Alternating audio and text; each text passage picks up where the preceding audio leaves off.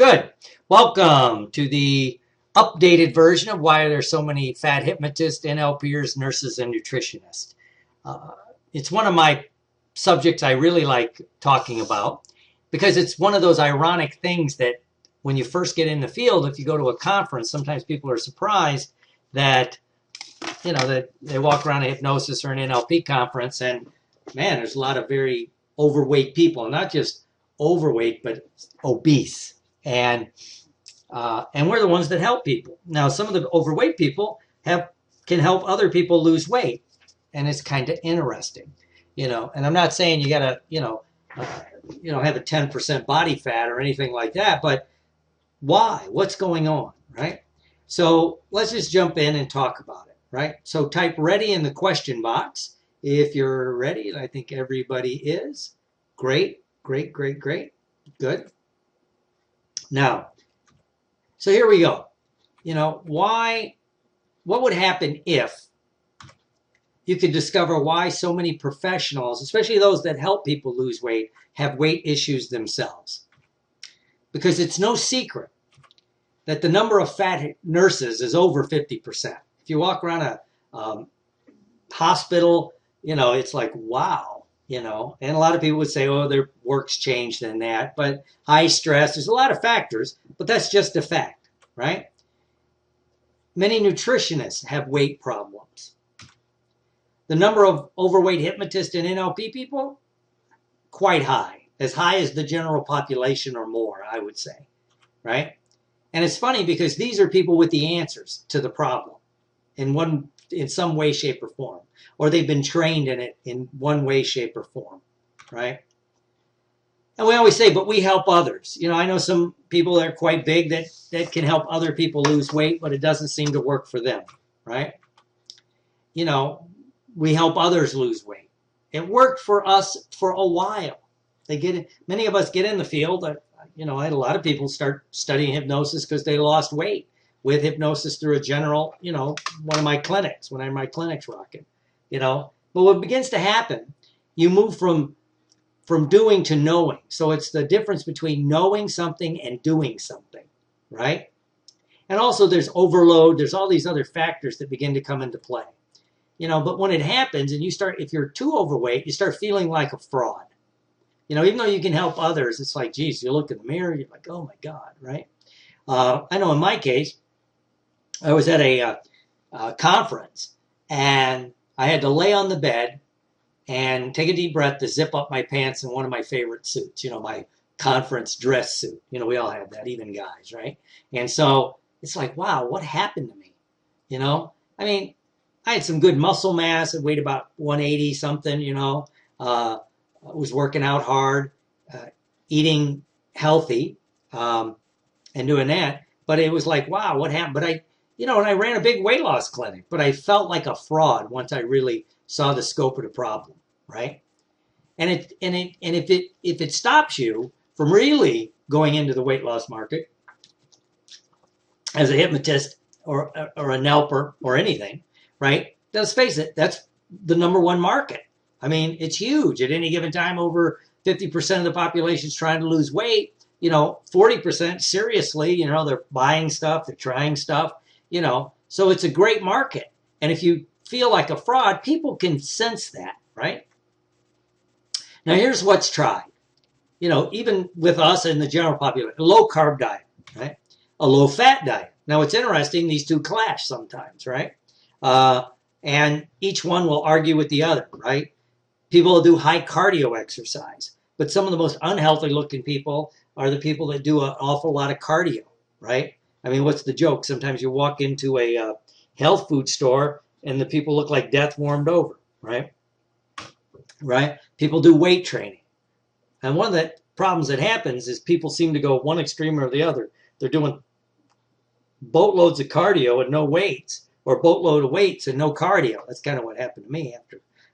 But it's interesting. And then they do all the other diets, the zone diet, the Ornish diet, the South Beach diet, yada, yada, yada. As I say, you actually have A to Z, Atkins to the zone. They don't agree with each other.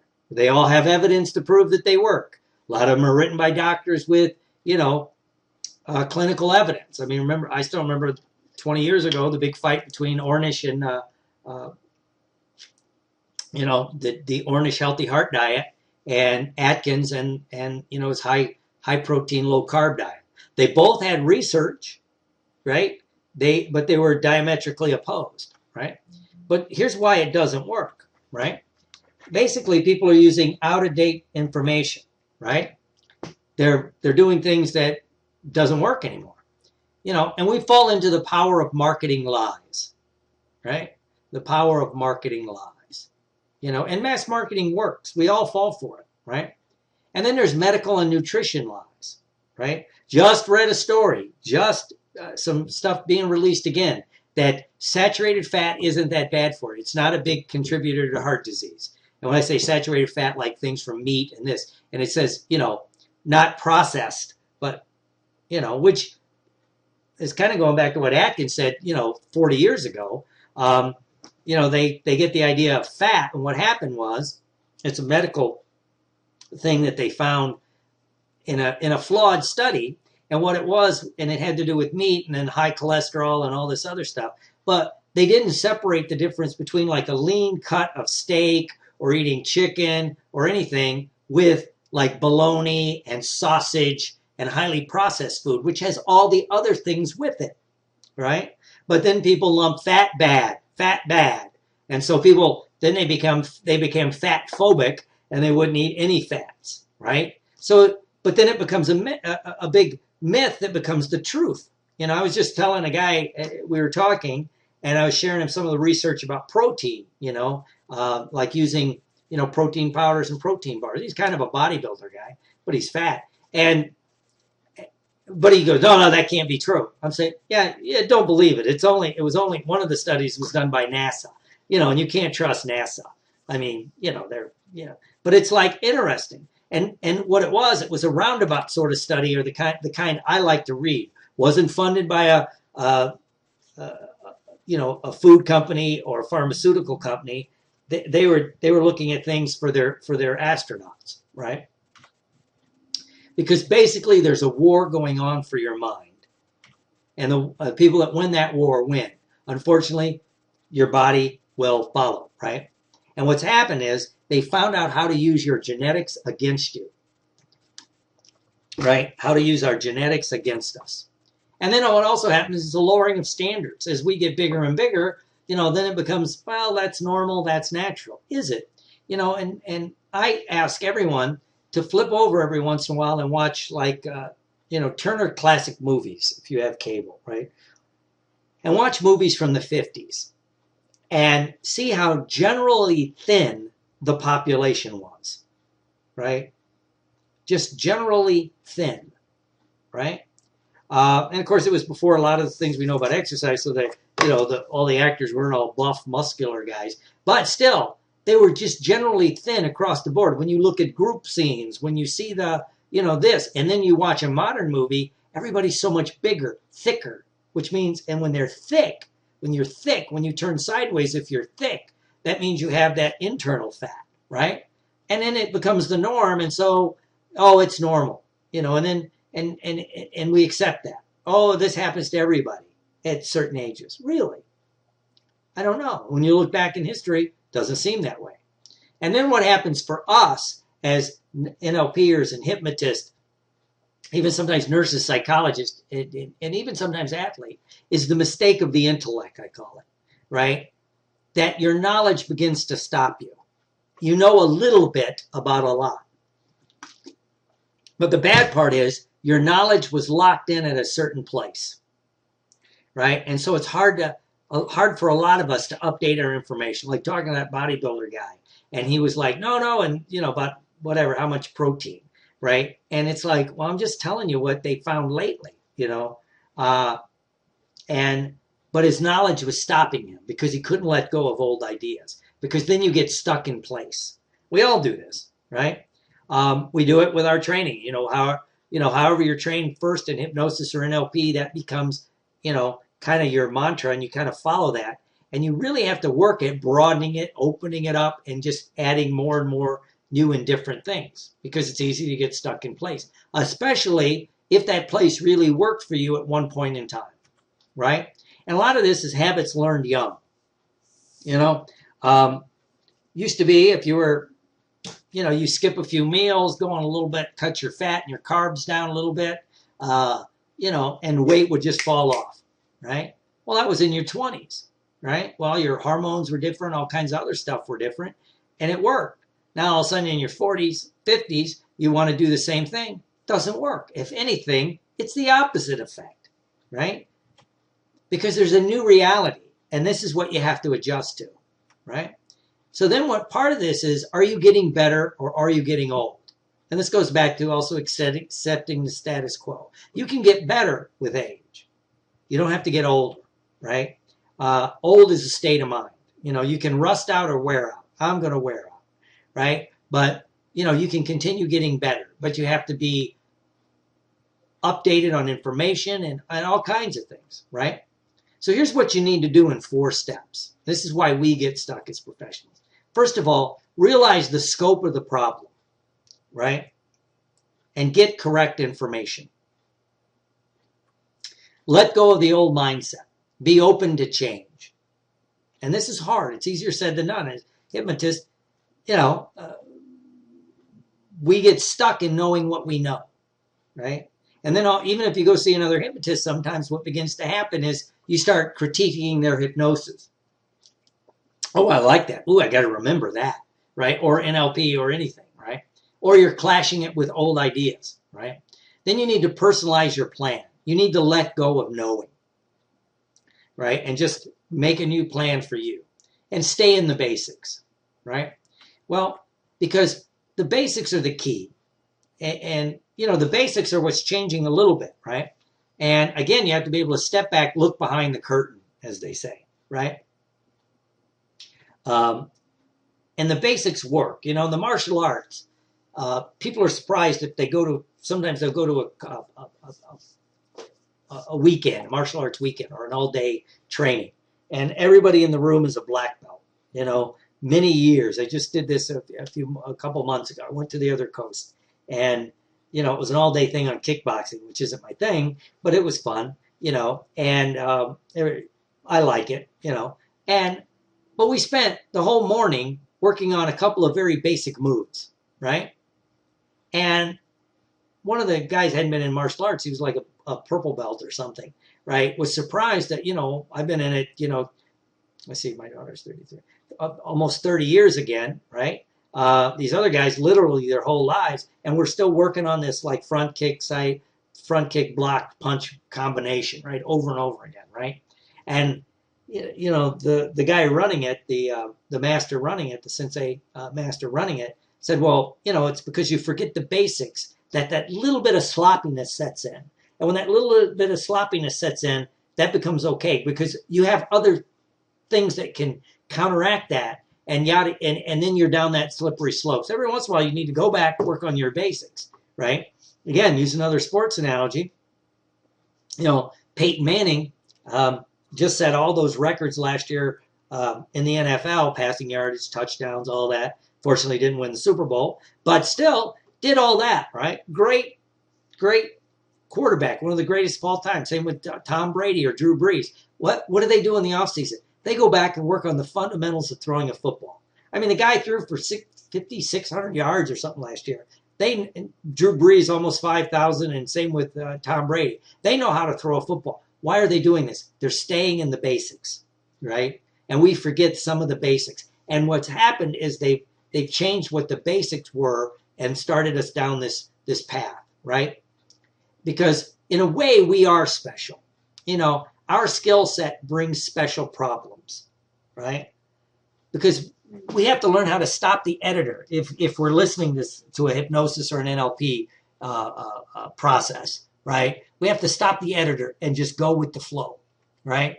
And sometimes that's harder to do than it is just to think about, right? And to do that, we have to give up control. Right? One of the things you see is people go through this period where they're in a hypnosis and they're like a hypno junkie. Then they go through a period where it's kind of hard for them to be hypnotized. And it's not that they're trying to fight it. It's a weird, and it's not so much control. It's that editor in their head, right?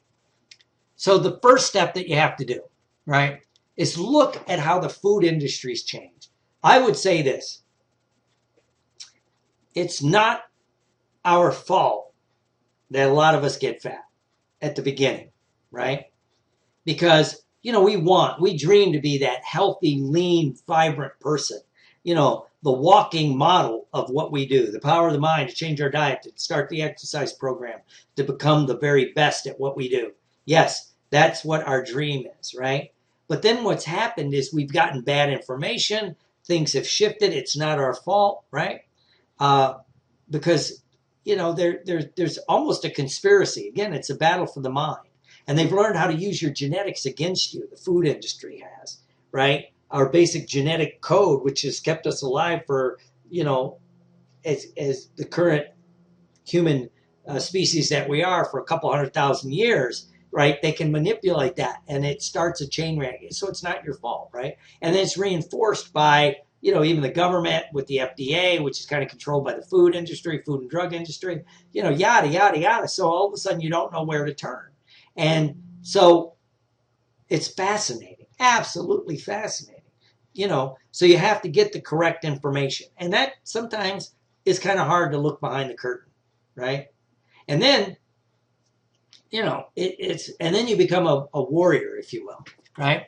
But you have to learn to use your genes in a new way, your genetic code, right? To go back and reactivate those genes in a new way. And when it works, you'll be surprised and delighted at the outcome, right? So you'll look back on maybe today or starting a different program as a total shift in your life, right? Because you look behind the curtain. And then, it's kind of like when you really get into hypnosis and NLP, it's not that you just know how to put people in trance. You learn how to bring people out of trance. And you learn how to bring yourself out of trance. So you see things much differently than ever before. And you learn to research and question everything, right? I mean, I still point to that study, one of the studies done where people still, but chocolate makes you feel better. Well, there's a little bit of truth to that. But the study was done in Hershey, Pennsylvania, for God's sakes, So who's funding the study? Do they have a vested outcome, right? You need to develop your new ideas. Right? That's the first step. Basically, wake up, right? And then you have to realize that inflexible thinking equals failure. Well, I'll do it this way because I've always done it this way. We yell at our clients, but we fall into it, right? And it equals failure, right? In everything, right? The true mark of a scientist is questioning everything, right? Because the minute, at least I've heard it said, the minute the scientific majority agrees on it, they're probably wrong, right? Because there should be people questioning everything. And then you really have to look at eating behavior and beliefs in general, not just yours, right? Because when you look at like eating behavior and beliefs, we are a culture about breaking bread. It's because for eons, food was scarce. So when you came together as a group and you shared meals, it was a social interaction. It bonded you with people. If I would share my food with you, that was the ultimate compliment, eat with us, right? Because food was scarce, right? For most of our genetic code. So we learned these things, right? Also, it's in our core, right? So those beliefs begin to happen. Same with whatever your comfort food is. Depends where you're from, your origin, where you were raised, your nationality. That becomes those comfort foods for each one, right? It's just a belief, right? And then you really have to open yourself up to the psychology of possibilities, right? You can be 60 and have body fat of 10 to 12%, lean, muscular, vibrant, bouncing around, feeling great. Is it possible? There are people doing it. That's the people you need to model, not the ones that are on their third knee reconstruction that's me, third knee replacement, right? So you need to look at the psychology of possibilities. What's possible? Find someone that's done it and then break down what they do. That's what we learn in NLP. We should be doing it more. And then you do have to practice that little bit of mindful eating and exercising, putting your mind into it. I still remember, I'm trying to find the study, that said that if your mind's engaged when you're exercising, it's many times, more effective than just like mindless exercise. Getting on a treadmill, reading a book, or watching the news. Yeah, your heart rate goes up in that, but if your mind is engaged, it's a lot more effective, right? That's why I've always heard it said, and seems to be true, if you walk outside and you're engaged, looking around, doing this like walking in a park or walking on a trail, it seems like it's better exercise than just standing on a treadmill, right? Why? Well, your mind's engaged, right? It's the true mind-body, right? That's why, like, sometimes those classes, if you take an aerobics class, a Zumba class, something, those weight classes where your mind and body, you're watching, you're doing things, you have to think about it. It's much more engaging, and it reconnects the mind and body. I love us in our field. We talk about the power of the mind and mind-body connection, but then we're not connected to our own bodies, right? We separate the two. We're in our minds or we're in our bodies. We don't, we're just exercising mindlessly. But when you bring the two together, it's glorious, right? It's fun. Step 3. You have to find a model that resonates with you. There are a lot of models. They all work, right? But you have to find one that resonates with you. I'm a firm believer in your higher self, your consciousness can help you, guide you down the path that'll work best for you, right? But you have to open yourself up to different models. And that model may change through time, right? Maybe you can't do what you did in your 20s and get the same result. You're not in your 20s if you're in your 40s or 50s, right? And you have to stop thinking about doing it and do it. Stop thinking, start doing. Stop thinking, start doing, right? Be accountable to someone else. All the research points to you're much more successful if you have accountability outside of yourself, right? It's one of the reasons 12-step programs work. It's one of the reasons other things work, right? If you're accountable to someone else, you're much more likely to do it, right? Go back to the psych studies that said, they point out that, if you get someone to say something kind of against their belief a little bit, especially if you pay them to do it, they begin to believe it, right? But if you make that statement out, you're much more likely to do it. And then you have to make it fun. If you want to do it long term, it kind of has to be fun or challenging, something to you to keep you doing it. I always see people that, they're not going to stick with an exercise program. Say, oh, you like exercise? I hate it. It sucked. Yeah. Okay, well, unless you're masochistic, I don't think you're going to keep doing it very long, right? And then you got to dare to be different. You got to be okay with being that, hot mom, hot grandma, hot dad, hot grandpa. It's okay. It's got to be that it's okay to be in shape. And not just in shape for your age, just in great shape, right? It's okay to be different, right? And then, trust me, if you do it, you'll catch some flack, right? Oh, it's easy for you. As they're standing there eating a donut and having a mocha frappuccino with extra sugar and caramel, and literally eating a donut. Look, this happened to me at a conference. It's easy for you. You just have good genes. I'm standing there eating an apple. They've got it. They're eating a donut. Has another donut on a plate, and they had like a frappuccino thing that was all caramel and sugar from Starbucks. And I'm like, yeah, I guess it's all in my genes. It's not the. Let's not go down that path. But you got to be different, right? And challenge the status quo, right? And then you got to let go of those old childhood ideas. And this can come up to bite us in the butt as we mature, right? Because, is it okay, to be in better shape than your children, maybe, Is it, what's your idea of success? I worked with one guy and his thing was about being a big man. He wanted to be a big man. He became successful and he got fat. He was a big man, right? And we had to work on that idea of being a big man, right?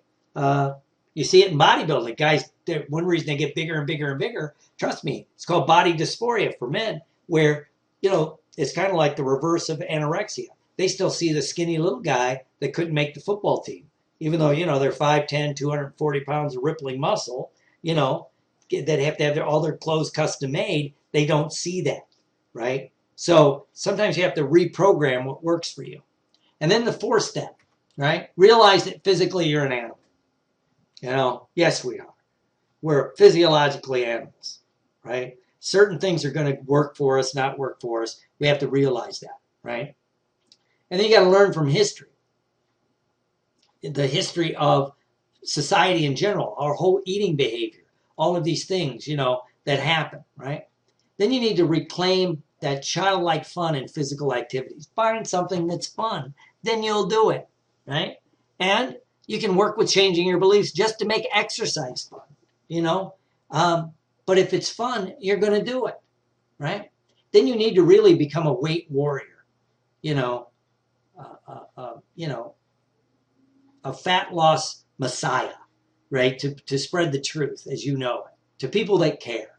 As the Bible said, don't cast your pearls in front of swine, but, and that kind of works for what we're talking about, but those that ask, tell them, right?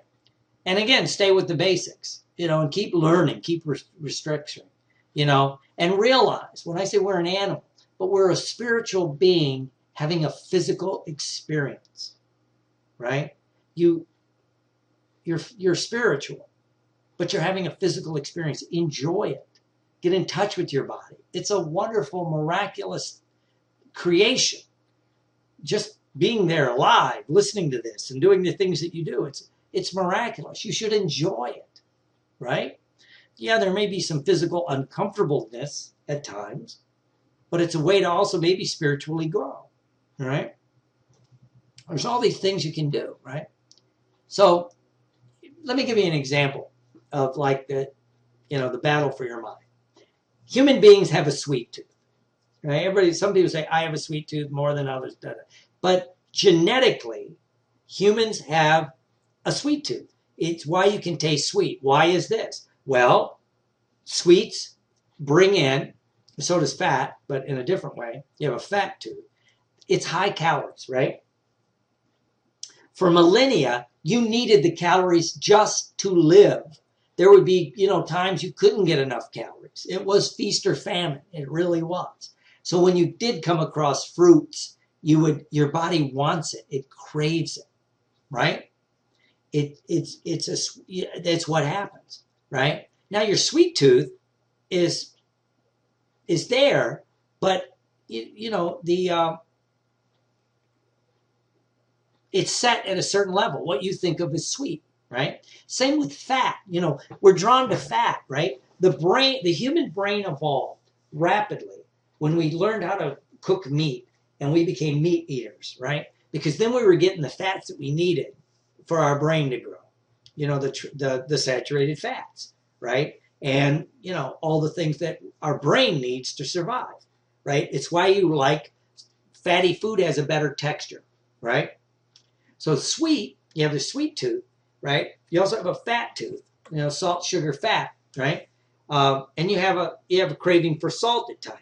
And these are genetic. This is what kept us alive for millennia. If we were hunter-gatherers on the plains of Africa or Europe or even here in the Americas, right? Asia, when you could come across it, you took it in, right? Great. It's there. We've known that, right? But what happened is you have a bliss point. Whatever that bliss point is, it's like, this is perfect. It's different for other people. Have you ever been out with someone and they'll have a dessert and they go, oh, it's so good. It's so good. You got to taste it. And you taste it and you go, my God, that's too sweet, right? Well, that's because my bliss point's a lot lower than theirs. To them, it's perfect. For me, it's like, oh my God, it's got too much, probably sugar and fat, right? But for other people, it's different because you set your bliss point. But what happens is you raise your bliss point through time because you become kind of acclimated to whatever this amount of sugar and fat and salt is. So it gets higher and higher and higher, right? When you look at like sugary cereals, the amount of sugar in them is higher now than it was in the 50s or the 60s. Why? They're setting the bliss point for children higher and higher, so you want more. And then what happens, it starts that feedback loop in your body where you need more, right? And it burns off, it makes you fat, and then you just want more, right?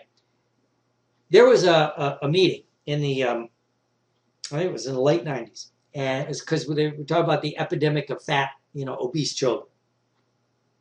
And one of the guys that worked for one of the big cereal makers, had some research and basically, talked about how it would be easy to change some of the cereals, right? Lower this bliss point stuff, right? And make it healthier for children, right? And they all came together, and all the heads of, General Mills and, Kellogg's, and, I don't know, all those companies, a lot of them were there, food processors. And he made his presentation. It wouldn't cost much, right? Went through this. There would be a little bit of a drop because of, natural things, right? And it was a great presentation. At the end, the head of one of the major processors stood up and said, never going to happen. He's the CEO of a for-profit corporation. His job is to sell as much of his product as absolutely possible. The health of the population was not his concern. He didn't run a healthcare company. He ran a food processing thing. Yeah, or something like that. I'm paraphrasing. And he walked out. So it never went forward, right? And they now know how to systematically manipulate basically this genetic salt, sugar, fat craving in your body. So you want more and more. And then if you do get natural food, it doesn't taste right. It's not flavorful to you because you just notice the difference. A quick story is, and again, they're using the genetic code against you. I gave this some credence, right, and was into it a little bit. Then I went to Asia. One of the times I went to Asia. And I had a dessert. And I think it was carrot cake. And I love carrot cake, right? It again, think of the fat, the sugar in it, right? A little bit of salt. It's woo, right? But when I had it there, I went, yeah, it's kind of bland, right? And there was a guy there who spent a lot of time in the States. And he goes, well, yeah, when you're in America, all your foods are so sweet and so fatty. He goes, I can't stand it. Wow. So anyway, on one of my long trips, I ate some of it, not much. But I was eating I changed my diet while I was there is what I'm saying. I came back and it didn't taste as good when I had the other stuff, right? Because I'd reset my bliss point, okay? And I knew it really worked when I had a Cinnabon, which is, anyone's ever heard me talk, it's one of my, Achilles heels, if you will. But it was like, ooh, I couldn't finish it, right?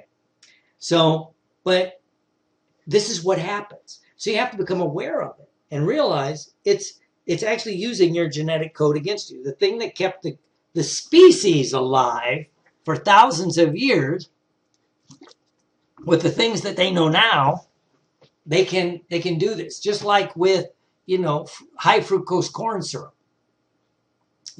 Again, when you learn how to question research, there's all these people, high fructose corn syrup burns in your body exactly the same way as sugar. Because I watched one thing, a calorie is a calorie is a calorie. It was some doctor, right? But he's like, he goes through this whole thing. And I'm sitting there thinking, well, if this is true, how come you eat a big juicy apple that might have 180 calories, right? And then you eat a small candy bar that has 180 calories. Which one makes you feel better? If a calorie is a calorie is a calorie, why do they seem to burn? Because they do burn differently, right? It's kind of like they're using a scientific thing that may not really be true, right? And so, so they can slam more fructose in things, high fructose corn syrup, right? Which when they put that in soda, it actually makes you thirstier. When you look back, like I said earlier, in the 50s, you see everybody's thin, right? If you watch the movies, right? And they're drinking Coca-Cola. But the Coca-Colas were in 8 to 10 ounce bottles. It had real sugar in it, right? Cane sugar. And if you ever had a soda made with real cane sugar, you don't drink that much of it, right? But you get high fructose corn syrup, then you can drink that big gulp, 40 ounces, because it makes you thirsty, right? One seems to quench your thirst, the other makes you thirsty. Isn't that interesting? So they're using our genetic codes against us, and, they're getting you to buy more and more. And like you say, like you be in a 7-Eleven and, the 44-ounce big gulp is only $1.09, and, a 20-ounce soda is 99 cents. So part of that is, that's not really genetics, but it's like, well, damn, it's only 10 cents more and you get 4 times as much, right? Well, but it's also 4 times the calories, right? And you're thirstier. It's kind of interesting. Absolutely fascinating. So that's an example of what you're fighting that you may not even be aware of, right? So what we just did, we looked at the scope of the problem. It's being around us all the time. And also, that's not even bringing in the fact that, you start dropping weight and start looking at people go, oh, are you okay? You're getting too skinny. I remember when I dropped a bunch of the weight and I went to a conference. And, I'm just being me. And a couple of people came up. Are you okay? I go, what do you mean? Well, you've lost a lot of weight. Okay. That's because I know a good hypnotist. Obviously, yuck, yuck, yuck. But, it was like in their voice, it was like, I must be sick. I must have cancer or diabetes or something. Not that I just actually woke up, broke out of the problem and made some changes, right? So it was like, oh, because I wasn't doing the norm, right? And there's some of the possible causes. It's not our fault that we're being overwhelmed with this stuff. We have to wake up to it and begin to challenge the status quo. And then we got to look at the solutions, making the change. First of all, getting the correct information. So the first result I'd want you to have is realize and accept your truth, right?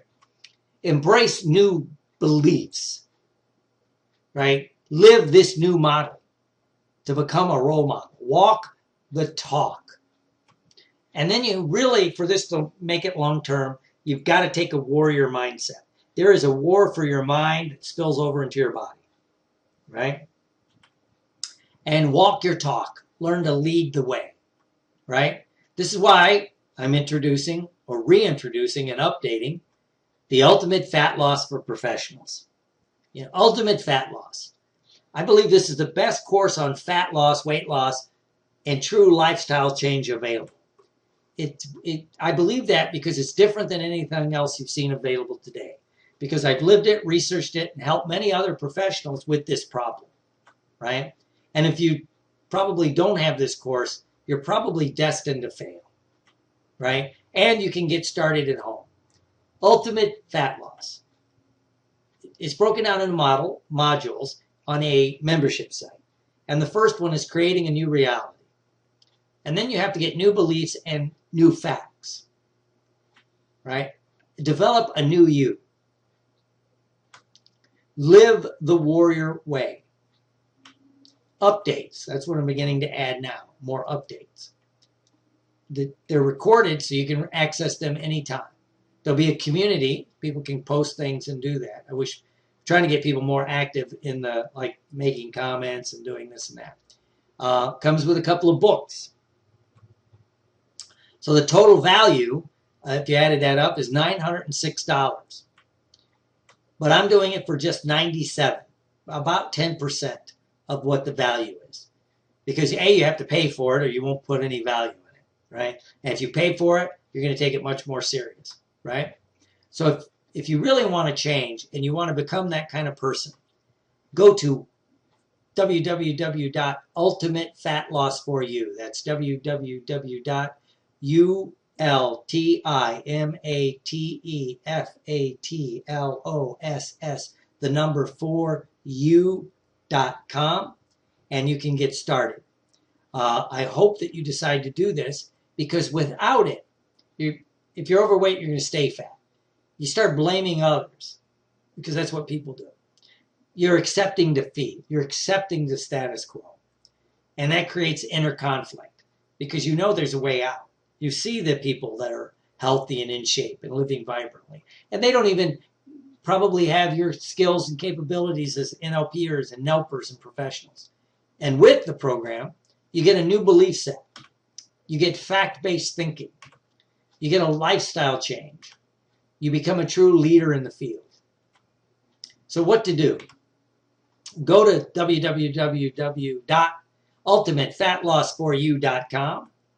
Sign up for the Fat Loss for Professionals. Click on the pay button. Check out the new sales page. I'm kind of proud of it. And you can access and start now. And the updates I'll be doing as we go on. I'll be doing one later this week, and it's just going to be posted right into the website. I'll be sending out update emails to people in the website. So I say like, oh, I just posted something new. Go there. And there's recordings, there's hypnosis, there's books, there's articles. I'm going to keep adding new things. And I'm going to ask the community to start sending things as they come across them. So hurry up. Go ahead and do it right now. UltimateFatLossForYou.com. And again, I'd like to thank all of you. This is one of my passions because we should be the ones breaking all the boundaries of the status quo. We have the knowledge. You know, we have the information. We just got to break free and really do it. And then it's easier to lead from the front. So I'd like to thank all of you for being on this call. And for that, I'm truly grateful. So have a great day and an awesome hereafter. And Godspeed to you.